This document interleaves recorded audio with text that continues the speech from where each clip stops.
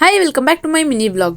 ಬೆಳಗ್ಗೆದ್ದು chia seeds water ಕುಡಿದು ಆಮೇಲೆ papaya ತಿಂದು ಇವ್ರಿಬ್ರಿಗೂ ಇವತ್ತು ಸ್ನಾನ ಮಾಡ್ಸದ ಅಂತ ಡಿಸೈಡ್ ಮಾಡಿ ಬ್ರೂನೋನೆ ತಕೊಂಡು ಕವಲೆಗೆ ಹೋದ್ವಿ. ಚಾರ್ಲಿನ ಕರ್ಕೊಂಡ್ ಬಂದಿಲ್ಲ, ಯಾಕಂದ್ರೆ ಅವಳು ಈ ತರ ನೀರ್ ನೋಡಿದ್ರೆ ಗಾಬರಿ ಆಗ್ತಾಳೆ. ಆದ್ರೆ ಇವನಂಗಲ್ಲ, ಆರಾಮ್ಸೆ ಈಜೋಡ್ಕೊಂಡು ಫುಲ್ ಜಾಲಿ ಮಾಡ್ಕೊಂಡ್ ಬರ್ತಾನೆ. ಅವನಿಗೆ ಈಜೋಡ್ಸಿ ಸ್ನಾನ ಮಾಡಿಸಿ ನಮ್ ಬಟ್ಟೆನೆಲ್ಲ ಅರ್ಧ ಬರ್ಧ ನೆನೆಸ್ಕೊಂಡು ಕೊನೆಗೆ ಅವ್ನ್ ಕೂದಲನ್ನೆಲ್ಲ ನೀಟಾಗಿ ಆರಿಸ್ಕೊಂಡು ಮನೆಗ್ ಬಂದ್ವಿ. ಇವತ್ತು ಹೇರ್ ಮಾಸ್ಕ್ ಗೆ ಅಂತ ಈರುಳ್ಳಿ ರಸ ಜೊತೆ ಸ್ವಲ್ಪ ಎಣ್ಣೆ ಮಿಕ್ಸ್ ಮಾಡಿ ಸ್ಕಾಲ್ಪ್ ಮಾತ್ರ ನೀಟಾಗಿ ಅಪ್ಲೈ ಮಾಡಿ. ಈ ಹೇರ್ ಮಾಸ್ಕ್ ಕೂದಲು ಉದ್ದ ಬೆಳೆಯಕ್ಕೂ ಸಹಾಯ ಮಾಡುತ್ತೆ, ಮತ್ತೆ ಹೊಸ ಕೂದಲು ಉಟ್ಕೊಳ್ಳೋಕು ಹೆಲ್ಪ್ ಮಾಡುತ್ತೆ. ಇದನ್ನ ಹಚ್ಚಾದ್ಮೇಲೆ 5 ಮಿನಿಟ್ಸ್ ನೀಟಾಗಿ ಮಸಾಜ್ ಕೊಡಿ. ಆಮೇಲೆ 1 ಅವರ್ ಬಿಟ್ಟು ಸ್ನಾನ ಮಾಡಿ.